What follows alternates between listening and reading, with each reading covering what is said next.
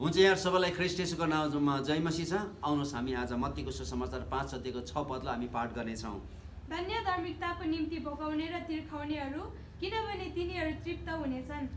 John state भन्ने प्रभुका सेवकले यसरी भन्नुभएको छ, यीशु ख्रीष्टले सिकाउनु भएका शिक्षाहरू मध्येमा डाँडाको उपदेशको शिक्षालाई चाहिँ उत्तम मानिन्छ। तर धेरै जस्तो मानिसहरूले चाहिँ यो डाँडाको उपदेशलाई तिनीहरूले थोरै मात्र बुझेको छ र तिनीहरूले थोरैले मात्र चाहिँ पालन गरेको छ भनेर उहाँले भन्नुभएको छ। स्वर्गको राज्य कस्तो हुनुपर्छ भन्ने कुरो चाहिँ प्रभु यीशु ख्रीष्टले डाँडाको उपदेशबाट चाहिँ एउटा झलक देखाउनु भएको छ। पवित्र परमेश्वरको राज्यमा हुनुपर्ने गुणहरू चाहिँ कस्तो हुनुपर्छ भन्ने कुरो चाहिँ प्रभु यीशु ख्रीष्टले डाँडाको उपदेशमा सिकाउनु भएको छ। यो राज्य मानिसहरूले सोचेको भन्दा धेरै नै फरक थियो र उहाँले जुन किसिमले सिकाउनु भयो, he was talking everything and turning it upside down. मानिसले जुन किसिमले कल्पना गरेको थियो, मानिसले जुन किसिमले सोचिरहेको थियो र मानिसको बुझाइमा जुन किसिमको राज्य मसायाले स्थापना गर्नुपर्छ भनेर तिनीहरूले जुन किसिमले आशा गरिरहेको थियो, ती सबै सोचहरूभन्दा, ती सबै विचारहरूभन्दा प्रभु यीशु ख्रीष्टले सिकाउनु भएका शिक्षाहरू चाहिँ सबै चाहिँ एकदमै फरक थियो।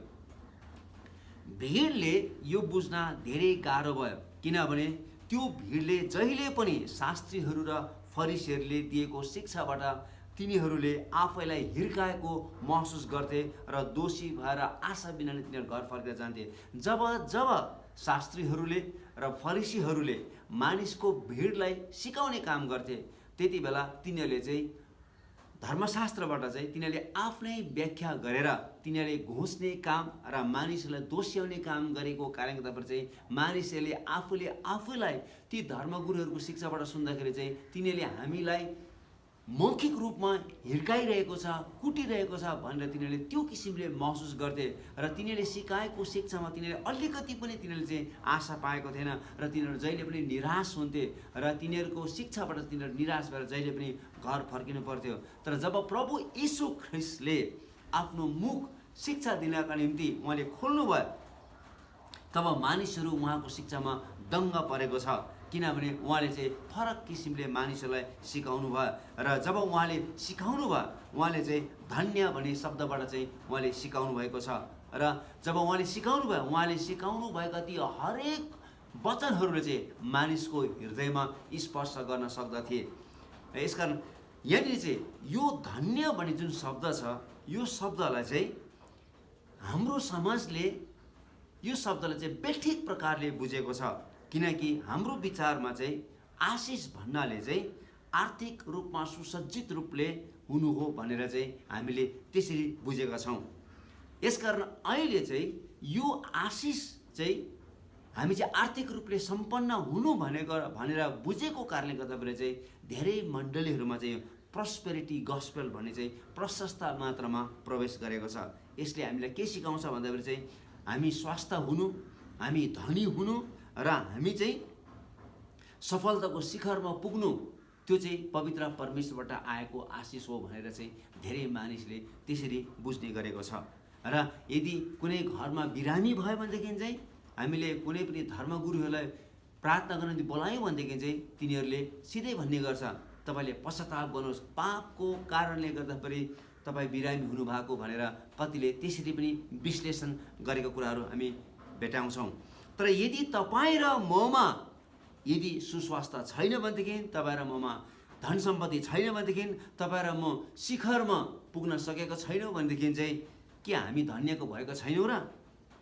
यीशु ख्रीष्टले वास्तवमा के सिकाउन खोज्नु भएको, के यीशुले सिकाउनु भएको सत्यतालाई हामीले साँचो रूपले बुझेका छौँ के त? हामीले प्रभु यीशु ख्रीष्टले जुन धन्य भन्ने शब्द उहाँले प्रयोग गर्नुभयो अथवा आशिष भन्ने जुन शब्द प्रयोग गर्नुभयो, त्यो आशिषको वास्तविक खास अर्थ चाहिँ के हो त? के हामीले साँचो रूपले बुझेको छौँ के त?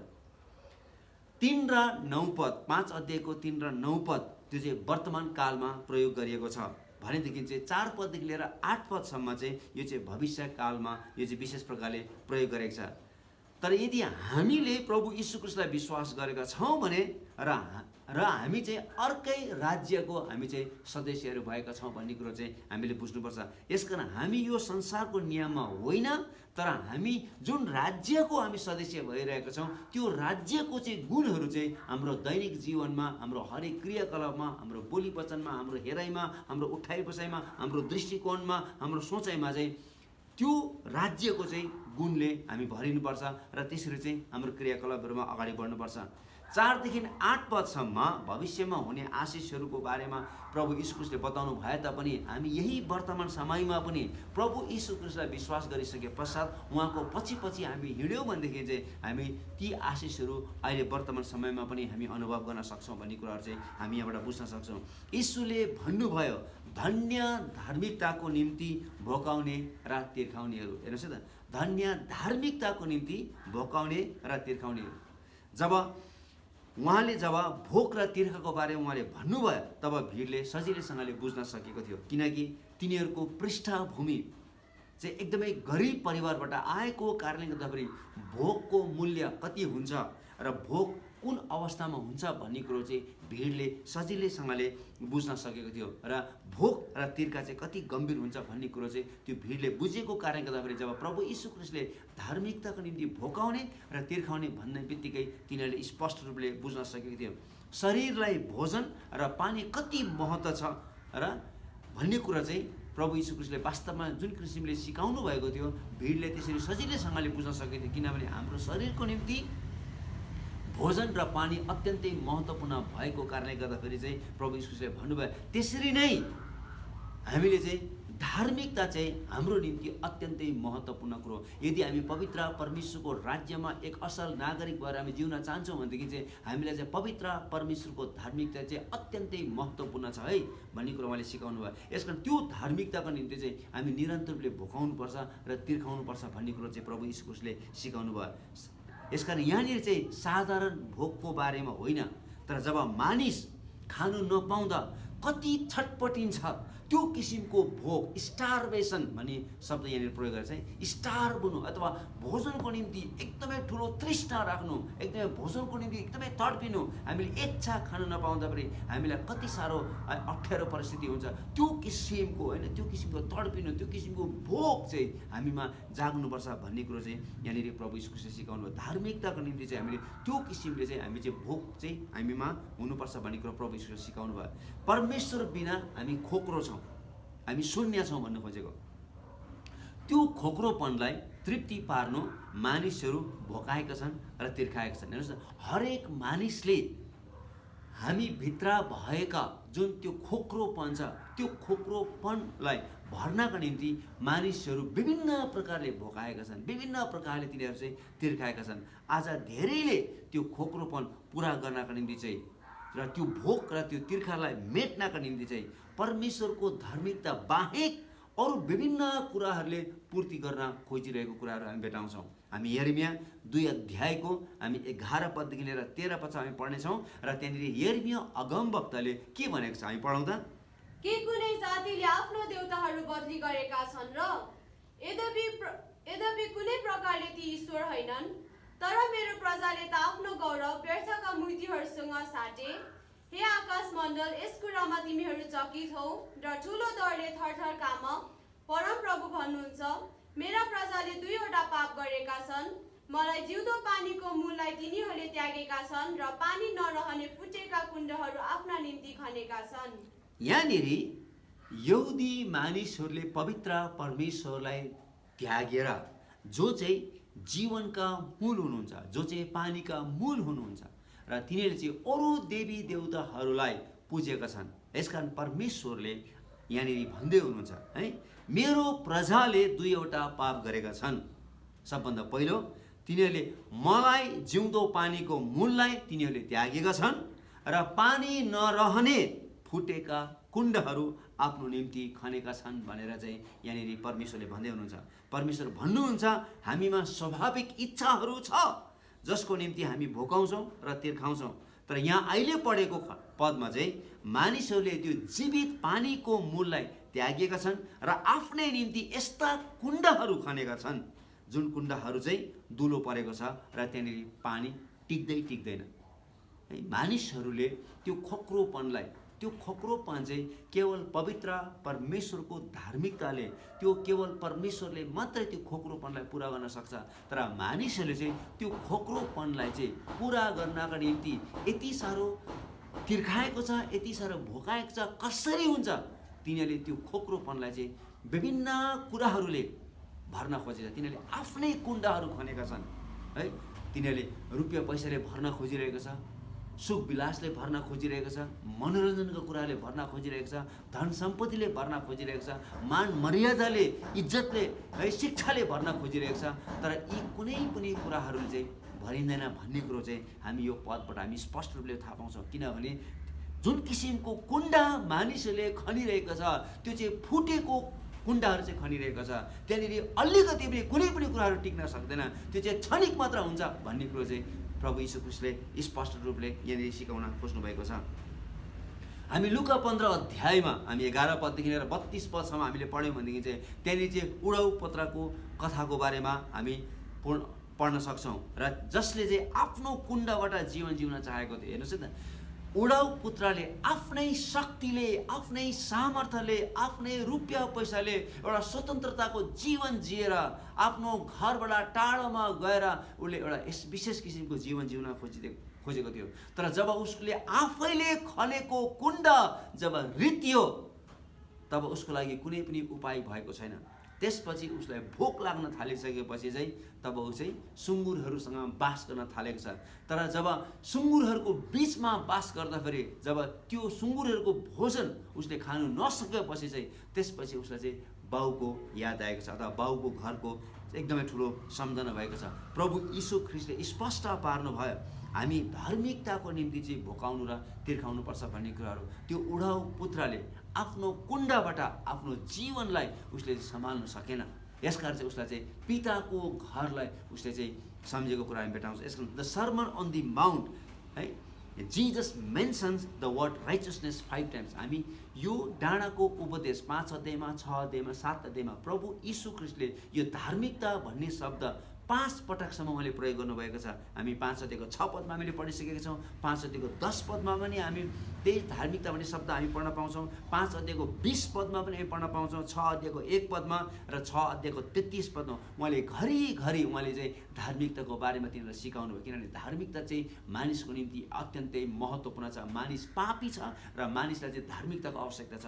मानिस चाहिँ पवित्र परमेश्वरको धार्मिकता बिना चाहिँ पवित्र परमेश्वरको अगाडि उभिन सक्दैन है भन्ने कुरो चाहिँ प्रभु यीशु ख्रीष्टले मानिसहरूलाई स्पष्ट पारिदिनु भएको छ। प्रभु यीशु ख्रीष्टले मानिसहरूमा धार्मिकता भन्ने जुन विचार थियो त्यसलाई चाहिँ उहाँले सच्याउनु भयो। किनभने मानिसले जुन दृष्टिकोणले धार्मिकताको बारेमा सोचिरहेको थियो, विचार गरेको थियो, त्यसले चाहिँ एकदमै गलत प्रकारले विचार गरेको थियो। धार्मिकता भनेको चाहिँ फरक छ भन्ने कुराहरू। तर प्रभु यीशु ख्रीष्टले चाहिँ तिनीहरूमा जुन किसिमको सोच र विचार थियो धार्मिकताको बारेमा, प्रभु यीशु ख्रीष्टले तिनीहरूमा भएको त्यो विचारलाई चाहिँ उहाँले सच्याउनु भएको छ। उहाँले भन्नुभयो कि यो चाहिँ हृदयको सम्बन्धित कुराहरू, जुन धार्मिकता छ यो चाहिँ हृदयसँग चाहिँ एकदमै सम्बन्धित छ भन्ने कुरो चाहिँ प्रभु यीशुले सिकाउनु भयो। हामी पढौँ त मत्तीको सुसमाचार 5 अध्यायको 20 पद। किनभने म तिमीहरूलाई भन्दछु तिमीहरूको धार्मिकता शास्त्री र फरिसीहरूको भन्दा, किनभने तिमीहरूको धार्मिकता शास्त्रीहरू र फरिसीहरू भन्दा बढी भएन भने तिमीहरू कुनै रीतिले स्वर्गको राज्यमा प्रवेश गर्ने छैन। कुनै पनि मूल्यमा स्वर्गको राज्यमा प्रवेश गर्ने छैन भन्ने कुरो प्रभु यीशु ख्रीष्टले एकदमै स्पष्ट पार्नुभयो। यसकारण चाहिँ जुन भिडलाई प्रभु यीशु ख्रीष्टले सम्बोधन गरिरहनु भएको छ, जुन भिडलाई उहाँले सिकाइरहनु भएको छ, उहाँले तिनीहरूलाई भन्दै हुनुहुन्छ कि तिमीहरूको धार्मिकता चाहिँ शास्त्रीहरू र फरिसीहरू भन्दा बढ्दा हुनुपर्छ भन्ने कुरो चाहिँ उहाँले बताउनु भयो। र ती मानिसहरूले चाहिँ शास्त्री र फरिसीहरूमा चाहिँ फरक किसिमको धार्मिकता देखेका थिए। भिडले जुन किसिमले धार्मिकताको बारेमा सोचेका थिए, तिनीहरूले त्यस बेला भएको धर्मगुरुहरूलाई हेरेर चाहिँ तिनीहरूले धार्मिकता यस्तै हुन्छ है भन्ने कुरो चाहिँ तिनीहरूले बुझेका थिए।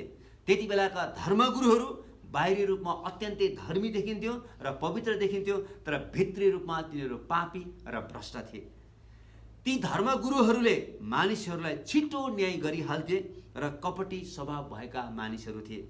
बाहिरी रूपमा तिनीहरू धेरै नै असल देखिन्थ्यो, तर भित्री रूपमा तिनीहरूमा चाहिँ साँचो धार्मिकता थिएन।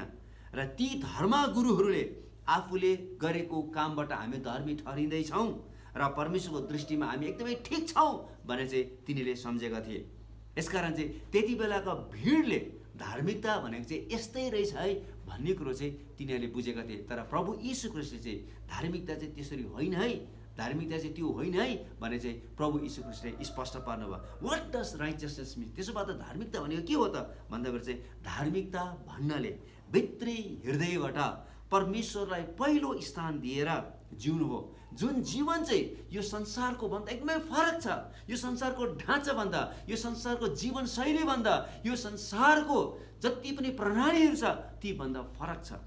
यसकारण चाहिँ धार्मिकता भनेको चाहिँ हाम्रो हृदयबाट पवित्र परमेश्वरलाई पहिलो स्थान, पहिलो प्राथमिकता दिएर चाहिँ जिउनुलाई चाहिँ धार्मिकता भन्छ, जुन चाहिँ यो संसारभन्दा अत्यन्तै फरक छ।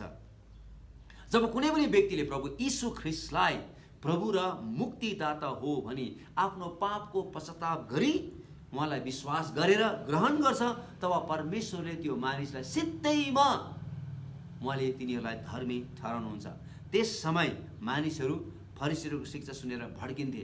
हेर्नुहोस् न, त्यति बेला चाहिँ मानिसहरू चाहिँ जति पनि फरिसीहरूले शास्त्रीले शिक्षा दिँदै तिनीहरू एकदमै भड्किन्थे, किनभने तिनीहरूको शिक्षालाई सुन्न मान्दैन थियो। किनभने तिनीहरूले चाहिँ एउटा कुरो सिकाउँथ्यो र तिनीहरूले एउटा व्यवहार गर्थ्यो। तिनीहरूको व्यवहार र तिनीहरूको शिक्षा चाहिँ एकअर्कासँग मिल्दैन थियो। तर प्रभु यीशु ख्रीष्टले जे कुरो सिकाउनु भयो त्यो चाहिँ उहाँको व्यवहारमा मिल्थ्यो। यसकारण मानिसहरू चाहिँ यीशु ख्रीष्टको शिक्षामा सुन्नको निम्ति चाहिँ अत्यन्तै भिड लाग्ने गर्थ्यो।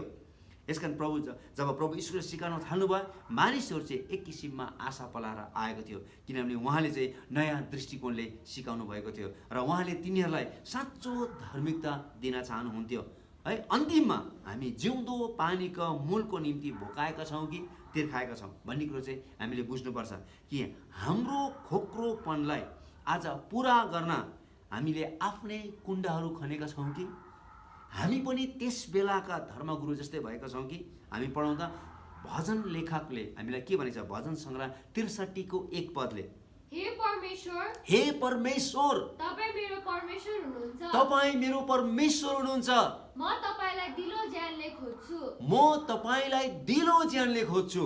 पानी नभएको ओभानो, पानी नभएको ओभानो र बाँझो जमिनमा मेरो प्राणले तपाईको निम्ति तिर्खाउँछ, र बाँझो जमिनमा मेरो प्राणले तपाईँको निम्ति तिर्खाउँछ। मेरो शरीर तपाईकै निम्ति मरिमेट्दछ, मेरो शरीर तपाईँकै निम्ति मरिमेट्दछ। हेर्नुहोस् है, भजन लेखकले यहाँनिर दाउद राजा भएर उनी चाहिँ पवित्र परमेश्वरको मन्दिरबाट टाढो हुँदाखेरि उसले कति धेरै मरिमेटेको छ। उसले चाहिँ एउटा ओभानो जमिनसँग तुलना गरेको छ, जुन ठाउँमा चाहिँ पानीको एकदमै ठुलो हाकार छ। त्यस्तो ठाउँबाट चाहिँ उसले चाहिँ पवित्र परमेश्वरको एकदमै ठुलो तृष्णा गरेको छ। ओभानो जमिनबाट भन्ने कुरो बताएको छ। हेर्नुहोस् त, ओभानो ठाउँबाट मेरो शरीरले मुर्चै खान्छ भन्ने कुराहरू बताएको छ। यसकारण उसले चाहिँ कसरी एकदमै ठुलो तृष्णा गरेको छ, पवित्र परमेश्वरको एकदमै ठुलो तृष्णा गरेको छ। उनी परमेश्वरबाट टाढा भएको बेलामा र म परमेश्वरको नजिकमा भएको बेला कस्तो हुन्थ्यो भन्ने कुरो चाहिँ उसले सोचेको छ।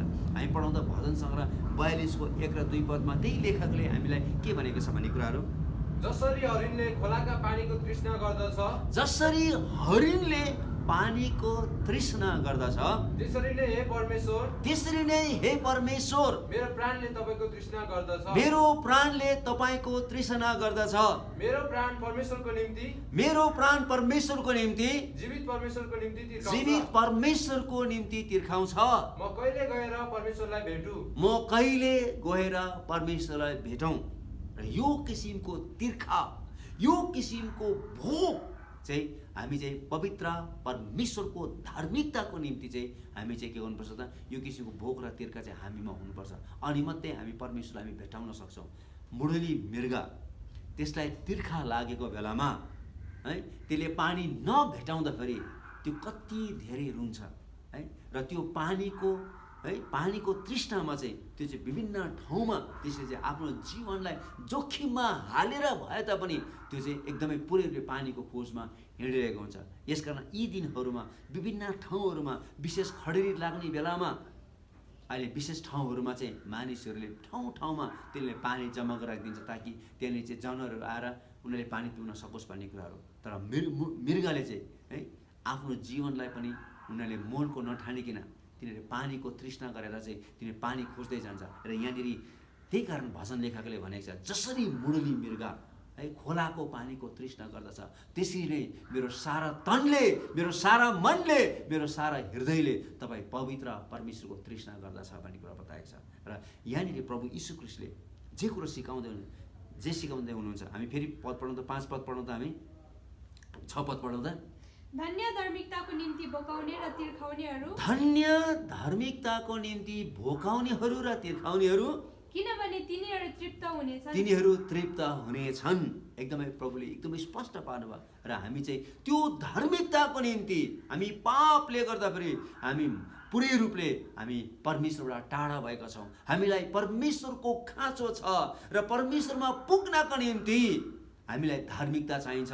र त्यो धार्मिकता चाहिँ प्रभु यीशु ख्रीष्टले कल्भरी क्रुसमा उहाँले स्पष्ट रूपले हाम्रो निम्ति उपलब्ध गराइदिनु भएको छ। र जसले प्रभु यीशु ख्रीष्टलाई विश्वास गरेको छ र त्यो मानिस पवित्र परमेश्वरको सित्तैमा धार्मिक ठरेको छ। र अब यो धार्मिकताको निम्ति चाहिँ हामी निरन्तर रूपले हामी के हुनुपर्छ, अगाडि बढ्नुपर्छ भन्ने कुरा सिकाउनु। जसरी चाहिँ है दाउद राजाले मुरली मृगसँग तुलना गरेको छ र एउटा ओबानो जमिनसँग तुलना गर्छ। जसरी ओबानो जमिनले है त्यहाँनिर अलिकति पानी खन्याउँदा त्यो कसरी सट्टै भित्र पसिहाल्छ र फेरि एकैछिनमा सुक्खा भइहाल्छ, त्यस्तै प्रकारको है हामीले चाहिँ पवित्र परमेश्वरको निम्ति त्यो किसिमको भोग र त्यो किसिमको तिर्खा है हामीमा हुनुपर्छ भन्ने कुरो चाहिँ प्रभु ईश्वरले सिकाउनु भएको छ। हुन्छ, परमेश्वरले तपाईँहरू सबैलाई आशिष दिएको। जय मसीह।